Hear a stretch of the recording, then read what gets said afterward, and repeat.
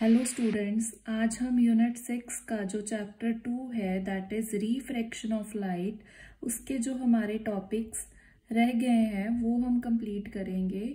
तो next topic है हमारा सफेरिकल रिफ्रैक्टिंग सरफेस। तो सबसे पहले हमें इसकी डेफिनेशन को समझना है। तो ये मैंने यहाँ पे डेफिनेशन लिखी है। इसे हम समझने से पहले अगर एक डायग्राम बना लें तो उसे देख के हम जो है इसकी डेफिनेशन बनाएंगे।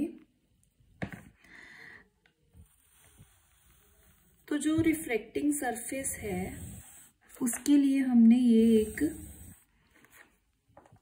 सरफेस कंसिडर किया है। ये कौन सा है ये हम बाद में डिसाइड आउट करेंगे कि कनकेव है या कॉन्वेक्स है। फिलहाल हम रिफ्रैक्टिंग सरफेस की जो है बात करेंगे कि वो क्या चीज है।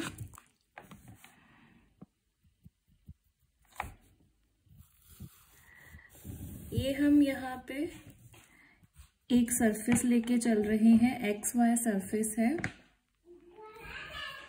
ये है इसका रिफ्रैक्टिव इंडेक्स म्यू, ठीक है।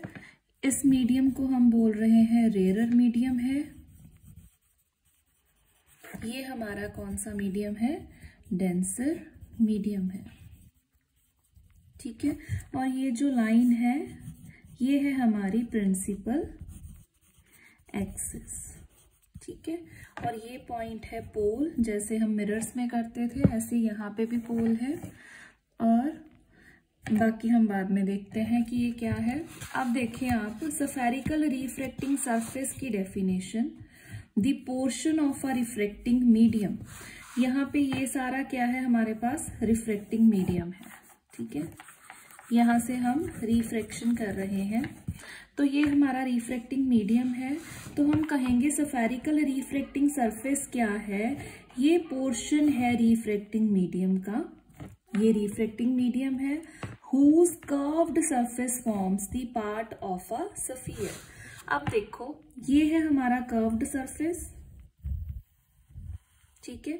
ये कर्व्ड सरफेस अगर हम इसे कंप्लीट करें, जैसे हम मिरर्स में कर रहे थे कंप्लीट, यहाँ पे भी लेंसेज में भी हमने ऐसे ही करना है। पहले सफियर जो है उसे कंप्लीट करना है। तो ये मैंने एक सफियर सपोज ऐसा आएगा हमारे पास, तो यहाँ पे कहीं सेंटर होगा, सेंटर ऑफ कर्वेचर होगा। तो हम यहाँ पे दो तीन बातें कर रहे हैं। एक तो हमने वर्ड यूज किया है सफियर, ठीक है, वो ये हम जो बना रहे हैं, ठीक है, जो हम इमेजिन कर रहे हैं। और दूसरा वर्ड है कर्व्ड सरफेस। कर्व्ड सरफेस कौन सा है? ये वाला, ठीक है। अब क्या है, दोबारा से अगर हम समझें, the portion of a refracting medium, ये सारा क्या है? Refracting medium. इसका वो वाला पोर्शन जो जिसका कर्व्ड सरफेस जो है वो क्या है? किसका पार्ट है? सफियर का पार्ट है। The portion of a refracting medium whose curved surface, refractive medium जिसका कर्व्ड सरफेस क्या है? पार्ट है किस चीज का? एक सफियर का। उसे हम क्या बोल देते हैं? सफेरिकल रिफ्रैक्टिंग सरफेस बोल देते हैं, ठीक है। तो आगे ये हमें दो कैटेगरीज में जाएगा। एक है हमारे पास कॉन्वेक्स, ठीक है, कॉन्वेक्स सफेरिकल रिफ्रैक्टिंग सरफेस।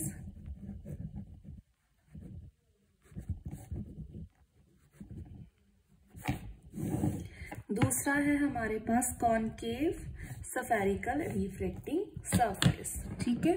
तो आपको दो चीजें देखनी है। जो हमारे पास कॉन्वेक्स है, ठीक है, वो कुछ इस तरह से होगा। ऐसी शेप को हम बोलेंगे कॉन्वेक्स शेप, ठीक है। तो अब जो कॉन्वेक्स सफेरिकल रिफ्रैक्टिंग सरफेस की बात करेंगे तो इसकी डेफिनेशन में हम कहेंगे ये एक सफेरिकल रिफ्रैक्टिंग सरफेस है जिसके जो रेयरर मीडियम की तरफ कैसा दिखता है? कॉन्वेक्स दिखता है। तो ये मैंने पहले ही बोल दिया, ऐसी शेप को हम बोलेंगे कॉन्वेक्स। तो इसकी डेफिनेशन क्या है कॉन्वेक्स सफेरिकल रिफ्रैक्टिंग सरफेस की? तो हम कहेंगे ये एक सफेरिकल रिफ्रैक्टिंग सरफेस है जो रेयर मीडियम की तरफ कैसा दिखता है, कॉन्वेक्स दिखता है। ठीक है, तो कॉनकेव के केस में हम क्या करेंगे, कॉनकेव के केस में हमने जो कॉनकेव है वो ऐसे दिखाई देगा। ठीक है, ये हमने एक सफेरिकल रिफ्रैक्टिंग सरफेस बना लिया। जो इसका सेंटर है रिफ्रैक्टिंग सरफेस का वो पोल है, पोल में से जो लाइन पास करेगी दैट इज प्रिंसिपल एक्सिस। फिर से अगर हम कहें, अब इसका देखो सफियर किधर को कंप्लीट होगा, इस डायरेक्शन में कंप्लीट होगा, तो सेंटर ऑफ कर्वेचर इस डायरेक्शन में, सी पॉइंट यहाँ पे होगा, ये आपको ध्यान में रखना है। ठीक है, और सी और पी के डिस्टेंस को हम बोलते हैं रेडियस ऑफ कर्वेचर। यहाँ पे भी इस कॉन्वेक्स में जो है सेंटर ऑफ कर्वेचर क्या है, मीडियम, जो डेंसर मीडियम की तरफ आ रहा है, और कॉनकेव के केस में रेयर मीडियम में आ रहा है। ये हमारा क्या है, रेयर मीडियम है, ये हमारा क्या है, डेंसर मीडियम है।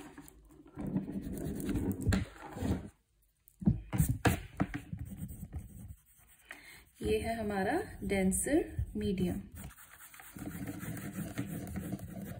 ठीक है, अब हम इसकी डेफिनेशन में क्या कहेंगे कि ये हमारे पास जो कॉनकेव है रिफ्रैक्टिंग सरफेस, तो वो कैसा सरफेस है, जो ऐसा कॉनकेव रिफ्रैक्टिंग सरफेस एक ऐसा सरफेस है जो रेयर मीडियम की तरफ कैसा दिखाई देता है, कॉनकेव दिखाई देता है। तो क्या डेफिनेशन बन गई, spherical refracting surface which is concave किसकी तरफ, towards rare medium is called concave spherical refracting surface. ये तो हो गए हमारे कॉनकेव और कॉन्वेक्स की डेफिनेशंस। अब है इसके बाद पोल। ये कुछ डेफिनेशंस हैं जो हमें याद रखनी है। तो पोल क्या है, centre of spherical refracting surface. ये क्या है, हमारा रिफ्रैक्टिंग सरफेस है, सफेरिकल रिफ्रैक्टिंग सरफेस है। ठीक है, क्योंकि ये सफियर का पोर्शन है। यहाँ पे भी ये क्या है, सफेरिकल रिफ्रैक्टिंग सरफेस है which is a part of the sphere. तो हम कहेंगे पोल क्या है हमारे पास बेसिकली, तो पोल हमारे पास है सेंटर, किसका सेंटर है हमारे पास, ये रिफ्रैक्टिंग सरफेस का सेंटर है।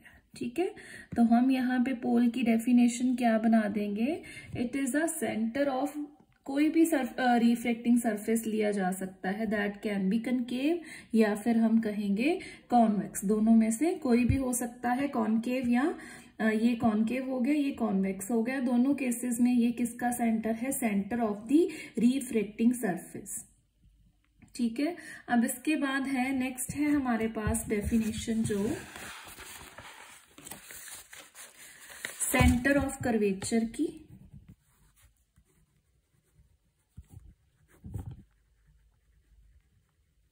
तो देखो सेंटर ऑफ कर्वेचर क्या है, सेंटर ऑफ दी सफियर। ये सफियर, यहाँ पे ये सफियर है, तो ये हमारे पास सेंटर क्या है, सेंटर ऑफ कर्वेचर क्या है, it is a centre of the sphere. कौन सा sphere, which is of which curved surface form a part.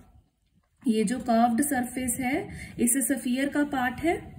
ठीक है, तो दोबारा से सुने अगर डेफिनेशन, सेंटर ऑफ कर्वेचर क्या है, इट इज अ सेंटर, किसका सेंटर है, इस सफियर का।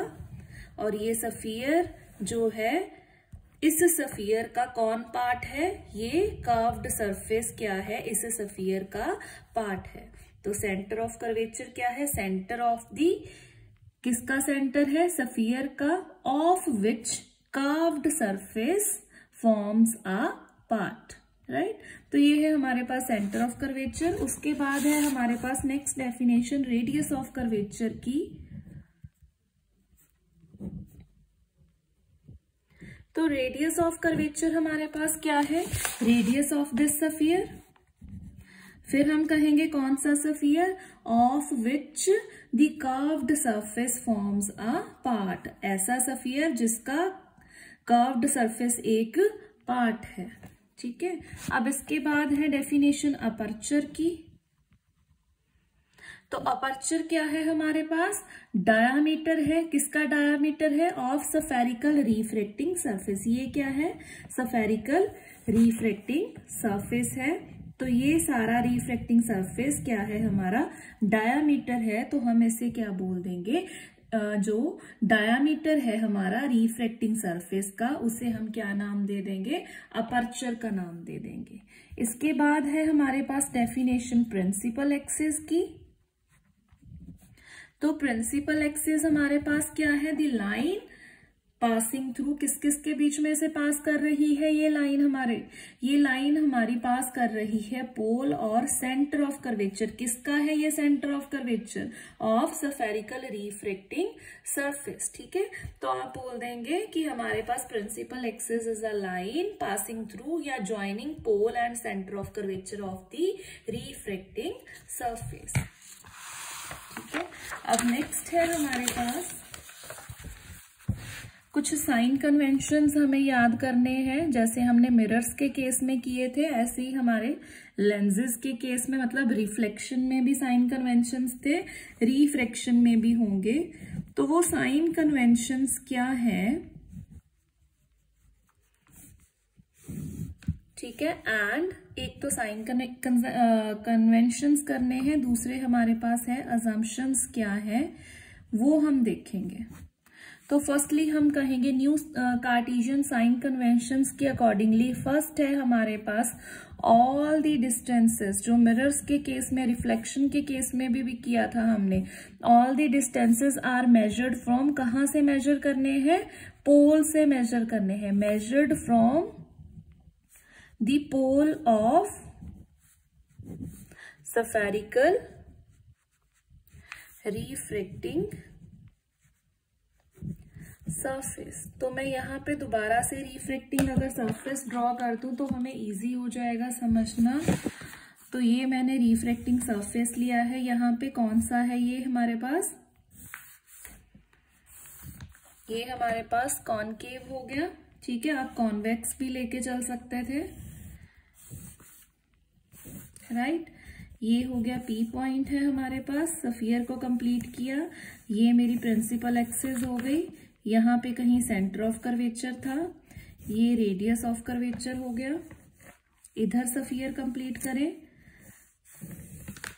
तो यहाँ पे कहीं सेंटर ऑफ कर्वेचर था, ये डिस्टेंस है हमारा r।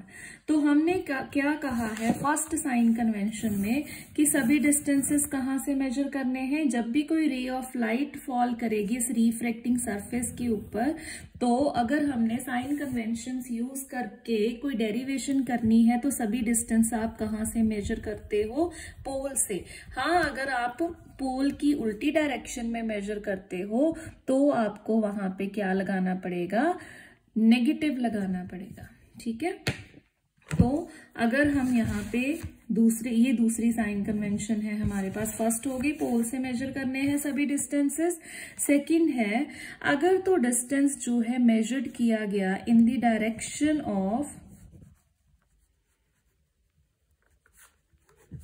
इंसिडेंट रे, अगर तो इंसिडेंट रे की डायरेक्शन में मेजर किया जाता है डिस्टेंस, तो उसको हम क्या लेते हैं, उसको हम लेते हैं पॉजिटिव। ठीक है, अगर in the opposite direction of the incident ray है that will be taken as negative. तो ये क्या चीज है, सपोज कोई भी ऑब्जेक्ट अगर यहाँ पे पड़ा है, बहुत ही स्मॉल साइज का है, वो क्या करे, अगर हम यहाँ पे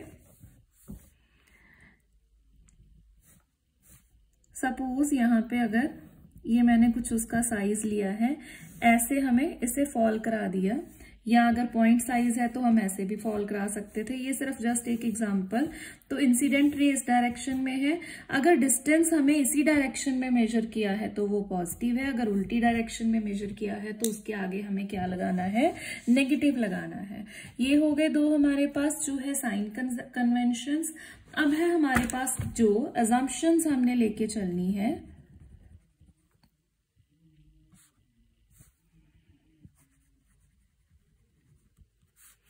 तो अजम्पशंस क्या है, अपर्चर एक तो बहुत छोटा लेके चलना है, अपर्चर जो है किसका अपर्चर है, स्फेरिकल रिफ्रैक्टिंग सरफेस, मतलब ये हमारा जो अपर्चर है, डायामीटर है, ये हमने बहुत छोटा लेके चलना है। सरफेस इज वेरी स्मॉल भी ना कहें, स्मॉल होना चाहिए। तो सेकेंड अजम्पशन है ऑब्जेक्ट कैसा लेना है, पॉइंट ऑब्जेक्ट। पॉइंट ऑब्जेक्ट जैसे यहाँ पे हम ले रहे थे, ये मैंने अगर यहाँ पे एक पॉइंट ही ड्रॉ किया है तो वो पॉइंट ऑब्जेक्ट है, अगर ये हमने बड़ा लिया है तो वो पॉइंट नहीं होगा। तो यहाँ पे अगर हम स्फेरिकल रिफ्रैक्टिंग सरफेसेस की बात करेंगे तो उस केस में हमने ऑब्जेक्ट कैसा लेके चलना है, object should be a point object. ठीक है। थर्ड है हमारे पास अजम्पशन कि इंसिडेंट एंड रिफ्रैक्टिंग रेज जो है वो स्मॉल एंगल्स बनाएंगे प्रिंसिपल एक्सिस के ऊपर। क्या है हमारे पास, incident rays and refracted rays make small angles. तो ये जो है प्रिंसिपल एक्सिस कहाँ पे, प्रिंसिपल एक्सिस के ऊपर इंसिडेंट रे और रिफ्रैक्टेड रे कैसे एंगल्स बनाएंगे, स्मॉल एंगल्स बनाएंगे। तो ये हमने अजम्पशंस जो है याद रखनी है। इन अजम्पशंस की हेल्प से आगे हम जो है रिफ्रैक्टिंग सरफेसेस की कुछ डेरिवेशंस करने जा रहे हैं। तो फर्स्टली हम कंसिडर करेंगे यहाँ पे केसेस कॉन्वेक्स स्फेरिकल सरफेस के। तो केस है, फर्स्ट केस है हमारे पास यहाँ पे। चलो फर्स्ट से पहले हम अगर हेडिंग दे दें तो उसके आगे हम फर्स्ट सेकंड थर्ड कुछ केसेस करेंगे। तो बिल्कुल सेम वैसे ही केसेस हैं, हमें डायग्राम सारी समझनी है और डेरिवेशन आप अगर एक कर लोगे ना तो आपको सभी एक जैसी डेरिवेशंस हैं, वो बिल्कुल सेम स्टेप्स हैं, आपको समझ अगर आ गई एक डेरिवेशन तो सभी आपको समझ आ जाएंगी। Refraction at convex spherical surface. ठीक है, कौन सा सरफेस लेना है, कॉन्वेक्स लेना है। तो केस कौन सा लेके चल रहे हैं हम, when object lies in rare medium. Object कहाँ पे है, रेयर मीडियम में है। And image formed is real. अगर पेपर में ऐसा पूछा जाता है कि ये केस करो तो वो आपने पढ़ लेना है कि कौन सा केस कहाँ है, अगर नहीं तो आप कोई भी एक केस करके सॉल्व कर सकते हो। तो ये फर्स्ट केस है। तो सबसे पहला काम हमें डायग्राम ड्रॉ करनी सीखनी है। कौन सा सरफेस बनाना है, कॉन्वेक्स स्फेरिकल रिफ्रैक्टिंग सरफेस। ये आप छोटा लेके चलेंगे, यहाँ पे मैं इसलिए बड़ा बना रही हूँ कि विजिबल हो जाए, क्योंकि हमने अजम्पशन ली है कि हमें अपर्चर क्या लेना है, छोटा लेना है अपर्चर। ये हो गई प्रिंसिपल एक्सिस, ये पॉइंट है पोल। अब हमने क्या करना है, इसका रिफ्रैक्टिंग इंडेक्स हमने सपोज डेंसर मीडियम का लिया है μ2, रेयरर मीडियम जो है हमारे पास ये है और इसका मैंने लिया है μ1। तो ये हमारा क्या है, थोड़ा सा डेंसर मीडियम है। ठीक, अब देखो आप इसके बाद हमें क्या कहा है, उससे पहले अगर हम सेंटर भी लिख दें, यहाँ पे कहाँ है, ये रफ मैंने सफियर ऐसे ड्रॉ किया कि ऐसा आएगा, तो यहाँ पे कहीं सेंटर आने वाला है। ठीक है, तो सेंटर और पोल के बीच का डिस्टेंस क्या है, रेडियस ऑफ कर्वेचर है। अब हमने क्या लेना है, when object lies in rarer medium. तो यहाँ पे ऑब्जेक्ट है और इमेज फॉर्म्ड एज रियल है। तो ऑब्जेक्ट रेयरर मीडियम में मैंने यहाँ कहीं लिया है, ये है पॉइंट ऑब्जेक्ट, क्योंकि अजम्पशन ही मैंने ली है कि object should be a point object. तो यहाँ से एक रे फॉल करा रहे हैं हम इस स्फेरिकल रिफ्रैक्टिंग सरफेस के ऊपर, कॉन्वेक्स स्फेरिकल रिफ्रैक्टिंग सरफेस के ऊपर। अब जहां पे ये इंसिडेंट करेगी वहां पे हमारा काम होता है इस सरफेस के ऊपर क्या ड्रॉ कर लो, नॉर्मल। अब देखो इस पॉइंट पे नॉर्मल ड्रॉ करना है, 90 डिग्री का बनाना है, तो ऐसे जाएगा थोड़ा सा हम इसे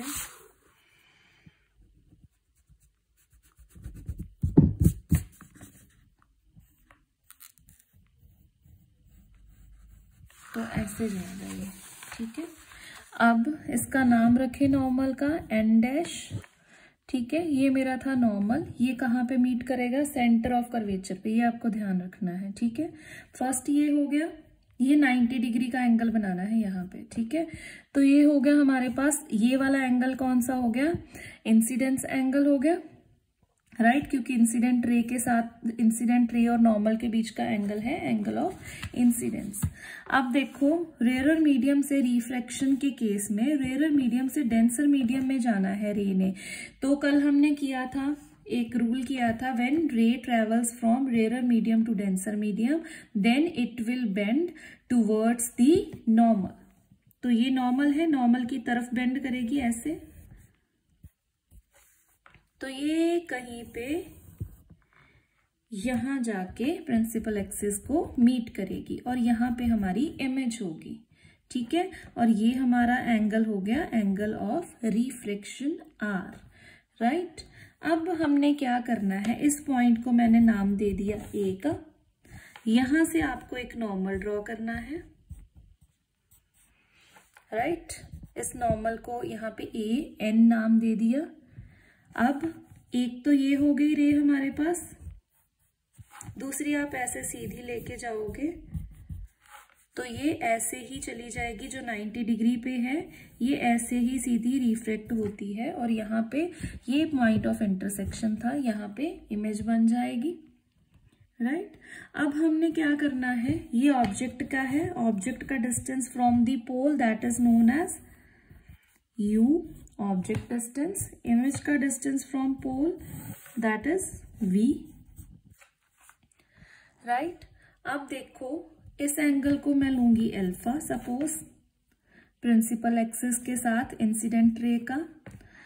इस एंगल को मैं लेके चलूंगी, जो रिफ्रैक्टेड रे है उसका एंगल है बीटा, नॉर्मल का एंगल मैंने सपोज गामा कंसीडर कर लिया। ये तो थी हमारी डायग्राम।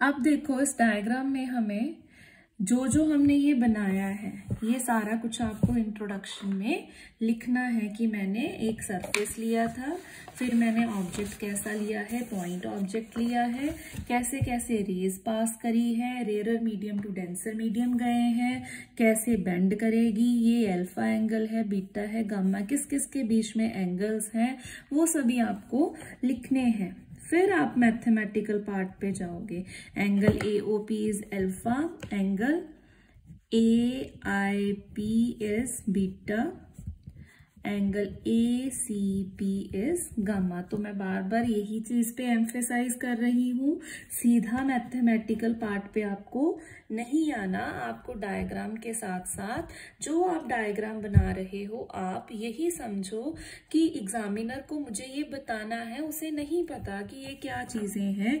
आपको स्टार्टिंग से जैसे जैसे आप बना रहे हो वैसे वैसे आपको लिखते जाना है कि मुझे ये लिया है, मैंने यहाँ पे ये क्यों लिया है, ये पॉइंट ऑब्जेक्ट है, ये पोल है, कैसे रिफ्रैक्शन हुई है, कैसे कैसे आपने एंगल ऑफ इंसिडेंस लिया है, एंगल ऑफ रिफ्रैक्शन लिया है, ये सभी चीजें आपको लिखनी है। जो आप डायग्राम में अगर समझ के बना रहे हो तो क्रैमिंग की तो कोई जरूरत नहीं है, तो आपने समझ के डायग्राम बनाई है, वही चीजें आपने लिखनी है। Then move to mathematical part, right. तो ऐसे स्टेप मार्किंग चलेगी आपकी। तो अब हम कहेंगे, हमने यहाँ पे एक ट्राइंगल लेनी है AOC, ये वाली ट्राइंगल। तो यहाँ पे मैं अगर निकाल के बना दूं, AOC ट्राइंगल है मेरे पास। तो यहाँ पे एंगल है अल्फा, यहाँ पे एंगल है गामा, और यहाँ पे जो बाहर एक एंगल है वो है आई। यहाँ पे हम मैथ्स का जो लगा देंगे, हमारे पास होता है एक्सटीरियर एंगल इज प्रॉपर्टी है is equal to sum of interior angles. तो ये आपको लिखने की भी जरूरत नहीं है, आप सीधा लिख सकते हो I is equal to alpha plus gamma, क्योंकि ये मैथ्स का पेपर नहीं है, ठीक है। अब आप कहेंगे, क्योंकि आपने अजम्पशन ली थी कि angles are very small, angles are very small, तो वेरी स्मॉल केसेस में हम ट्रिग्नोमेट्रिक फंक्शंस को इनके आगे लगा देते हैं। टेंजेंट ट्रिग्नोमेट्रिक फंक्शन जो है उसे हम इनके आगे लगा देंगे for small values of these angles. तो मैं ये मैं दोबारा लिख रही हूँ, I is equal to alpha plus gamma था, इनके आगे आपको क्या लगा देना है, टेंजेंट्स लगा देने हैं, टेंजेंट अल्फा, टेंजेंट गामा। ठीक है, ये हो गई हमारी सेकेंड इक्वेशन। अब आपको राइट एंगल ट्राइंगल्स लेके चलनी है। एक आप लेके चलोगे ट्राइंगल ANO, ये देखो, क्योंकि देखो आपको अब निकालना क्या है, देखो I निकालने के लिए मेरे पास एक तो टेंजेंट अल्फा की वैल्यू चाहिए, दूसरी मुझे चाहिए टेंजेंट गामा की। तो पहले मैं टेंजेंट अल्फा फाइंड आउट करूं तो मुझे वो वाली ट्राइंगल लेके चलनी है यहाँ जहां पे अल्फा है।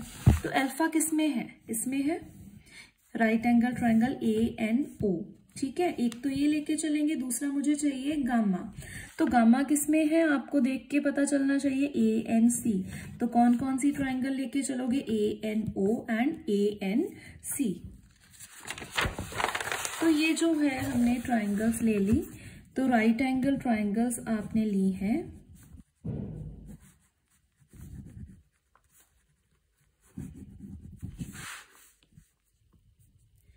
ANO and ANC।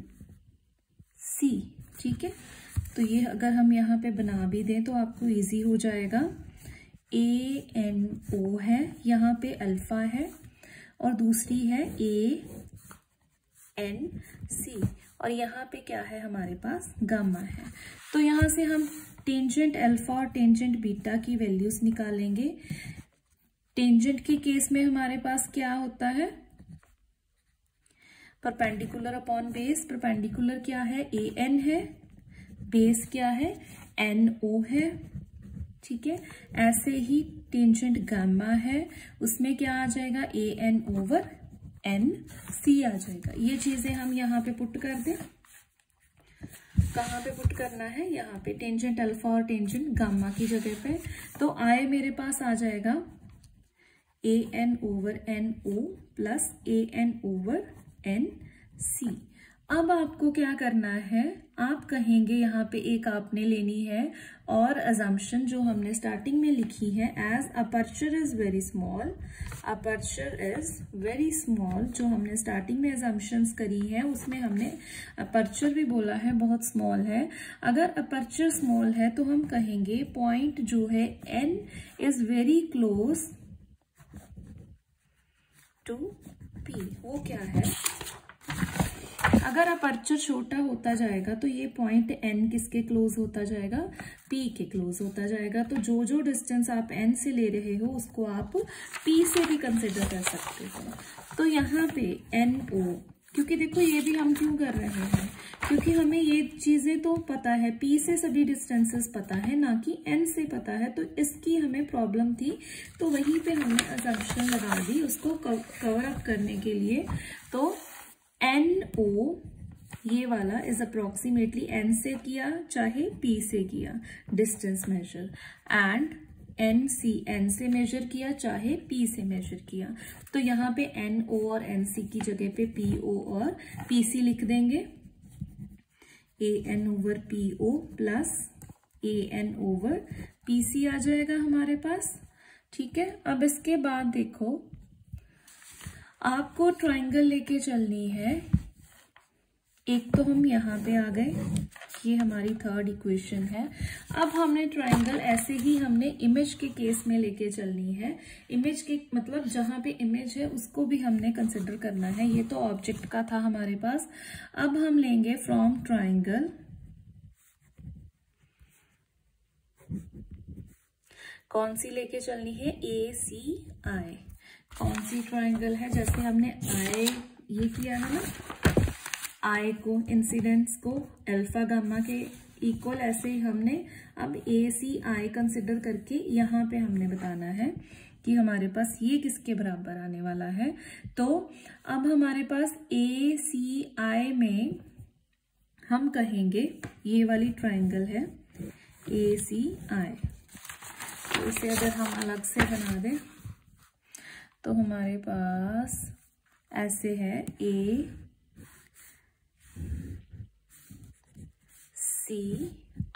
ये एंगल है बीटा और ये हमारे पास इधर बाहर एंगल है गामा और ये वाला एंगल है R।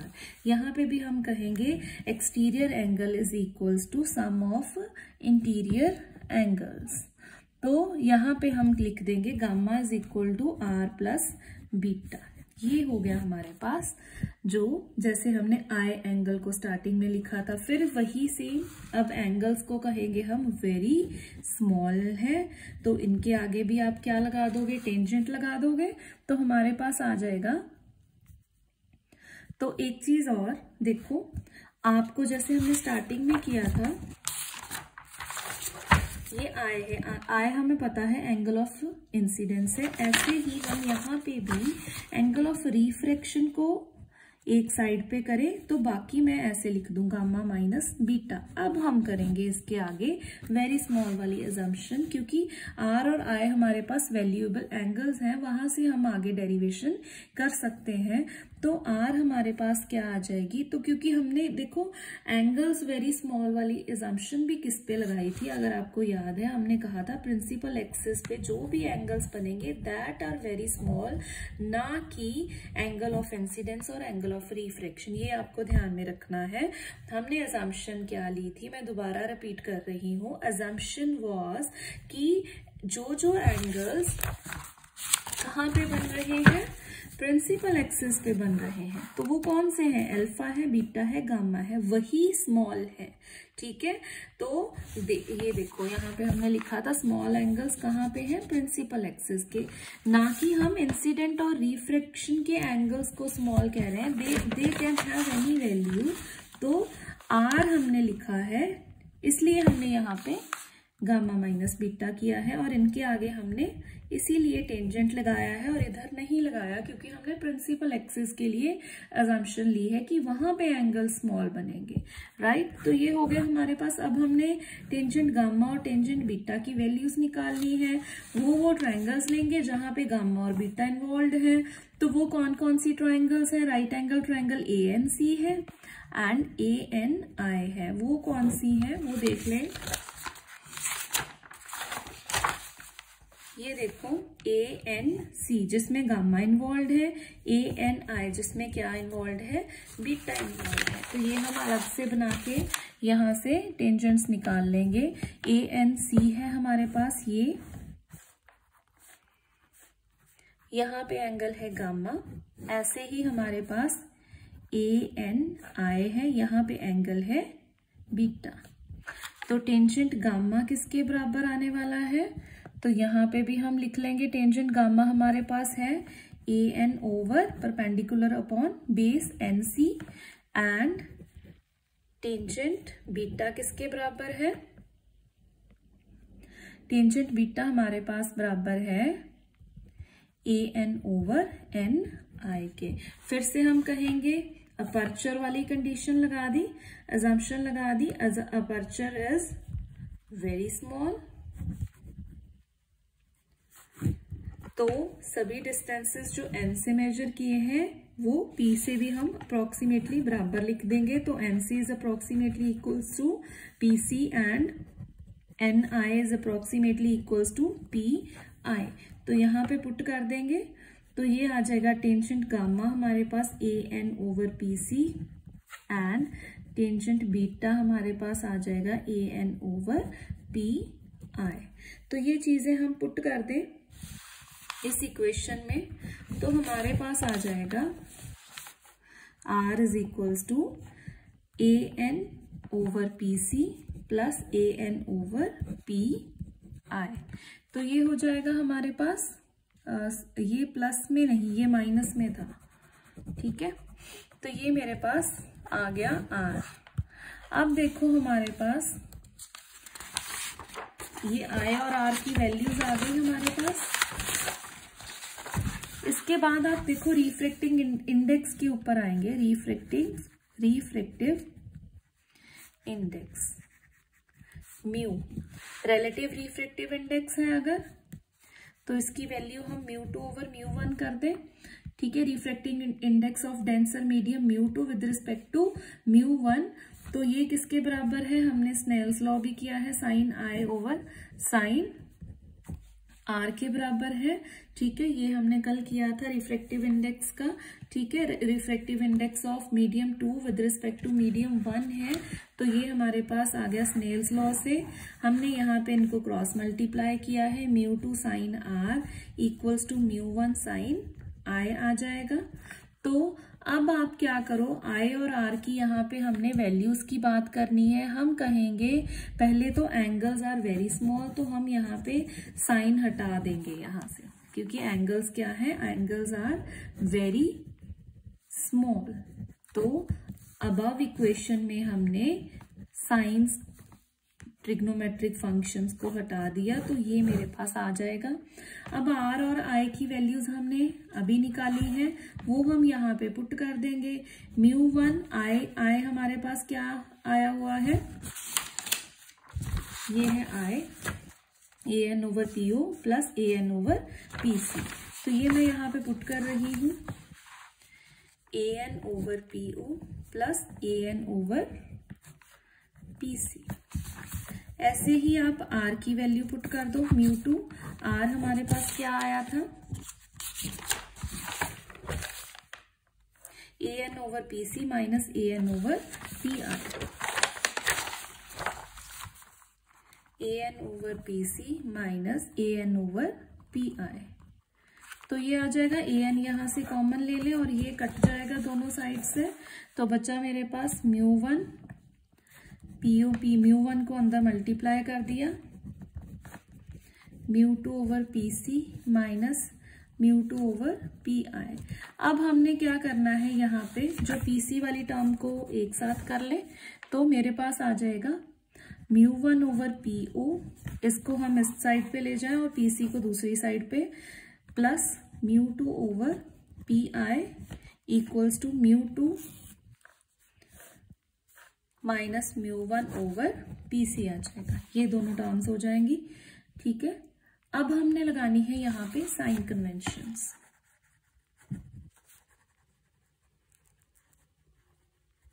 अब देखो PO हमने देखना है क्या है, PI देखना है और PC देखना है। PO क्या है, ऑब्जेक्ट का डिस्टेंस है पोल से, PI क्या है, इमेज का, ये है centre of radius of curvature. अब देखो PO प्लस U है कि माइनस U है, ये हमें चेक करना है। ये है PO, ये हमने स्टार्टिंग में कन्वेंशन बोली थी, all the distances are measured from pole, pole से मेजर करने हैं डिस्टेंसेस, तो ऐसे इधर को मेजर करोगे आप, पर इंसिडेंट रे किस डायरेक्शन में है, इधर को है।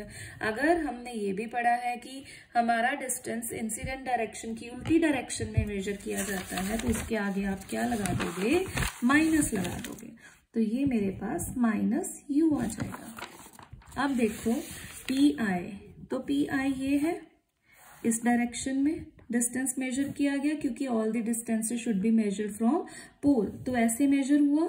और हमारे पास जो इंसिडेंट रे है वो भी इसी डायरेक्शन में है, तो सेम डायरेक्शन में अगर मेजर किया जाता डिस्टेंस है, तो उसको हम क्या लेके चलते हैं, पॉजिटिव लेके चलते हैं, तो ये प्लस V आ जाएगा। अब PC आप बताओ क्या आ जाएगा, PC इस डायरेक्शन में all the distances are measure from pole, तो ऐसे मेजर किया, और इंसिडेंट रे भी इसी डायरेक्शन में है, तो PC will be also plus R। ये हमारे साइन कन्वेंशंस आ गए।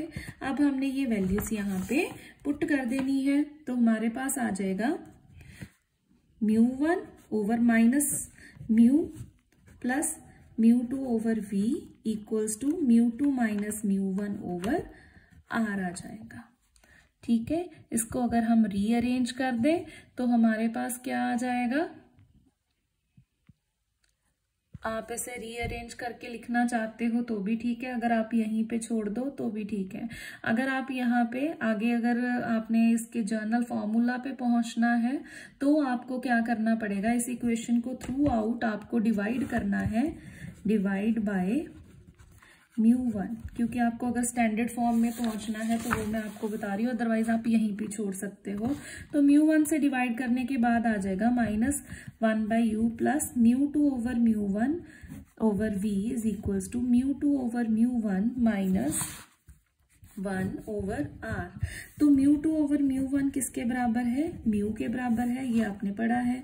-1/u प्लस यहाँ पे आप लिख दोगे mu over v equals to mu -1 over r। तो ये हमारी स्टैंडर्ड फॉर्म है जो आपको याद करनी है।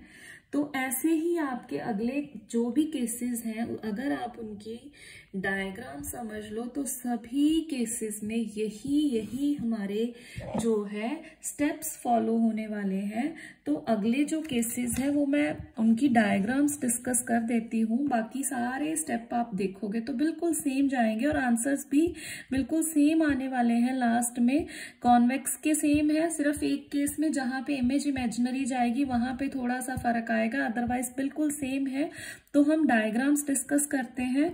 तो आप इसकी क्या है डेरिवेशंस खुद से करो, अगर कोई प्रॉब्लम आती है तो आप कमेंट्स में पूछ सकते हो, तो उसे हम डिटेल में डिस्कस कर देंगे। तो आपको मैं अब नेक्स्ट वाले केस की जो है डायग्राम जो है डिस्कस करूंगी फिलहाल। तो बी केस है हमारे पास व्हेन ऑब्जेक्ट, तो डायग्राम बनानी सिखा रही हूं। When object lies in the rarer medium and image formed is virtual। तो इस केस में क्या है, ऑब्जेक्ट तो फिर से रेयर मीडियम में है पर इमेज कैसी बनानी है, वर्चुअल बनानी है। तो इस केस को कैसे करना है, अब आप डायग्राम देखें। ये भी कॉन्वेक्स का केस है, तो ये मैंने कॉन्वेक्स रिफ्लेक्टिंग सरफेस बना लिया। छोटा बनाना है, ये मैंने विजिबिलिटी के लिए बड़ा बनाया है। तो यहाँ पे पोल है P से जो लाइन पास करती है दैट इज प्रिंसिपल एक्सिस। ठीक, अब इस स्फीयर को आप कंप्लीट करोगे फॉर द रफ आइडिया कि कहाँ पे सेंटर ऑफ कर्वेचर लाई करेगा। तो यहाँ से मुझे एक रफ आइडिया मिल जाता है। तो हम जो एक होता है कि थोड़ा सा सोच समझ के पॉइंट लगाना, एक है आपने तीर तुक्के से लगा दिया, तो थोड़ा सोच समझ के लगाएंगे तो आपके आंसर सही जाने वाले हैं, अदरवाइज गलती होगी। तो ये है रेयर मीडियम, ये है डेंसर, इसका रिफ्रैक्टिव इंडेक्स μ1 है, सपोज इसका रिफ्रैक्टिव इंडेक्स μ2 है। अब देखो इमेज ऑब्जेक्ट कहाँ पे लाई कराना है, आपने रेयर मीडियम में लाई कराना है। और इमेज कैसे फॉर्म बनेगी, वर्चुअल। तो जब आप ऑब्जेक्ट को थोड़ा सा P के क्लोज रखते हो, उस केस में हमारे पास इमेज जो है उसके वर्चुअल बनने के चांसेस बढ़ जाते हैं। तो ऑब्जेक्ट थोड़ा सा क्लोज रखेंगे, अगर इमेज आपने रियल बनानी है तो ऑब्जेक्ट थोड़ा सा पीछे रखोगे। तो यहां से मैंने रे फॉल करवा दी इस रिफ्लेक्टिंग सरफेस के ऊपर। जैसे ही ये पॉइंट है, ये ए पॉइंट है, इंसिडेंस हुई है यहाँ पे रे। अब ए पॉइंट पे आपको क्या ड्रॉ करना होता है, आपको नॉर्मल ड्रॉ करना है। और वो नॉर्मल पीछे को कहाँ पे मीट करेगा, ये आपने ध्यान में रखना है, सेंटर ऑफ कर्वेचर पे। अगर आपका थोड़ा सा सेंटर ऑफ कर्वेचर इधर उधर है तो आप उसे ठीक कर लें। ठीक है, तो ये आ गई आपकी नॉर्मल की लाइन, राइट। अब देखो rare medium to denser medium जाना है तो it will bend towards the normal. तो ऐसे बेंड करेगी रे आपकी। ये हो गया क्यू पॉइंट। अब आपने क्या करना है, ये तो कहीं मिली नहीं, आपको इसे बैकवर्ड प्रोड्यूस करना है, क्योंकि आपने स्टार्टिंग में केस कौन सा लिया है, वर्चुअल इमेज का। तो वर्चुअल इमेज में एग्जैक्ट इमेज नहीं बनती, आप बैकवर्ड प्रोड्यूस करते हो तब इमेज बनती है। तो ये हमारी इमेज यहाँ पे बनेगी। ठीक है, तो वर्चुअल है ये इमेज, राइट। अब देखो ये एंगल था हमारा इंसिडेंट रे और इसके बीच में, नॉर्मल के बीच में आई एंगल था। ये नॉर्मल और रिफ्रेक्टेड रे है, इनके बीच का एंगल है आर। यहां से ए पॉइंट से आपको एक नॉर्मल ड्रॉ करना है, सेम वैसे जैसे पीछे केस में किया है आपने, राइट। एक रे आपको कैसे पास करानी है, सीधी जो सेंटर ऑफ कर्वेचर से जाएगी और फिर से रिफ्रैक्ट हो जाएगी और यहाँ पे हमारे पास इंटरसेक्शन पॉइंट जाएगा।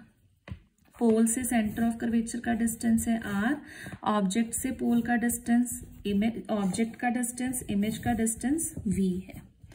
तो ये सारे हो गए डिस्टेंसेस। अब एंगल्स बनाने हैं। ऑब्जेक्ट के साथ हमेशा अल्फा लिया है हमने, इमेज के साथ हमेशा बीटा लिया है और सेंटर ऑफ कर्वेचर का एंगल लेना है गैमा।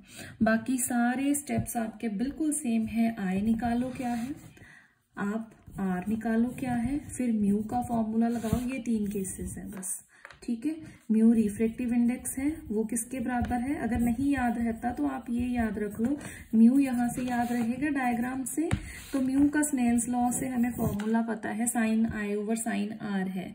तो ये फॉर्मूला हमने कहीं लगाना है आगे जाके। इसमें क्या है, आई और आर की बात है, वहीं से आप आई और आर का कॉन्सेप्ट उठा लो और उसे याद कर लो। आई किसके बराबर है, सम ऑफ इंटीरियर एंगल्स ले लो, कौन कौन से है, अल्फा प्लस गामा, ठीक है। एक बार ये हो गया। आर के केस में ये किसके बराबर है, अल्फा प्लस गामा के बराबर है। तो ऐसे आपने 2 केसेस लेके आगे आपने टेंजेंट्स लगा के उनके एंगल्स को स्मॉल कर देना है और सेम वैसे ही आपने लास्ट वाले जो है पॉइंट पे पहुंचना है। तो नेक्स्ट है ऐसे ही केस है C case, convex case, spherical surface के केस में। थर्ड केस है व्हेन ऑब्जेक्ट लाइज इन, तो ऐसे बहुत से केसेस हो सकते हैं। व्हेन ऑब्जेक्ट लाइज इन, तो आप अगर कॉन्सेप्ट समझ जाओ तो आपको बनानी डायग्राम कुछ भी मुश्किल नहीं है और डेरिवेशन तो सेम है ही है। When object lies in denser medium, अब हमने ऑब्जेक्ट को कहाँ पे लाई कराना है, डेंसर मीडियम में लाई कराना है। तो इस केस में हमारे पास क्या है, आपने फिर से कॉन्वेक्स जो है रिफ्लेक्टिंग सरफेस लिया है, ठीक है।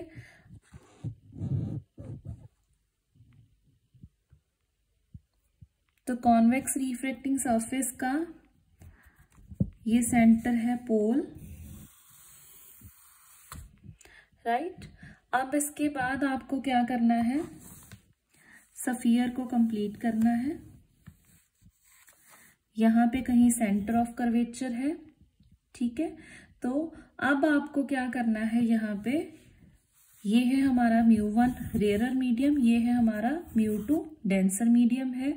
अब ऑब्जेक्ट को कहाँ पे लाए कराना है, आपको डेंसर मीडियम में लाए कराना है। तो सपोज ऑब्जेक्ट आपका कहीं यहाँ पे लाए कर रहा है ऑब्जेक्ट, ठीक है। P और C के बीच में लाए कर रहा है ऑब्जेक्ट। तो अब आपने ऐसे यहां से इंसिडेंट करवा दी रे, यहां से आपको एक नॉर्मल ड्रॉ करना है जो सेंटर ऑफ कर्वेचर पे मीट करेगा। नॉर्मल का नाम है n डैश यहाँ पे, और यहाँ पे इंसिडेंट रे और नॉर्मल के बीच का एंगल क्या है, आई एंगल है, ठीक है। एंगल भी आपने ऐसे ही नहीं यहाँ पे बना देना, आप ये ध्यान में रखो, ये नॉर्मल है, ये इंसिडेंट रे है, उनके बीच का एंगल बनाना है। अब डेंसर टू रेयर जाओगे तो it will bend away from the normal, ऐसे चली जाएगी रे। सपोज क्यू रे है, अब इस रे को आपने बैकवर्ड प्रोड्यूस करना है, तो ये यहाँ पे कहीं आ जाएगा आई, यहाँ पे इमेज बनेगी। तो इमेज भी आपने क्या की है, बैकवर्ड प्रोड्यूस करके बनाई है, तो इमेज क्या है, वर्चुअल। यहाँ से आपने एक परपेंडिकुलर ड्रॉ कर दिया, ठीक है। तो ये सारा हमारा इस केस में आ गया। ऑब्जेक्ट का डिस्टेंस है u, इमेज का डिस्टेंस है v, ये रेडियस ऑफ कर्वेचर हो गया हमारे पास। ऑब्जेक्ट के साथ एंगल है अल्फा, इमेज के साथ एंगल है बीटा, सेंटर ऑफ कर्वेचर के साथ एंगल है गामा। दूसरी रे आपने सीधी ट्रेवल करवानी होती है, वो भी आप बना लो, ठीक है। तो ये हमारा केस हो गया डेंसर मीडियम का। बाकी स्टेप्स आपको बिल्कुल सेम वैसे ही चलाने हैं। अब इसके बाद एक केस हम कर लें अगर कॉनकेव का, कॉनकेव के भी और केसेस हो सकते हैं, हम यहाँ पे सिर्फ एक केस ही डिस्कस करेंगे। कॉनकेव जो है स्फेरिकल सरफेस है,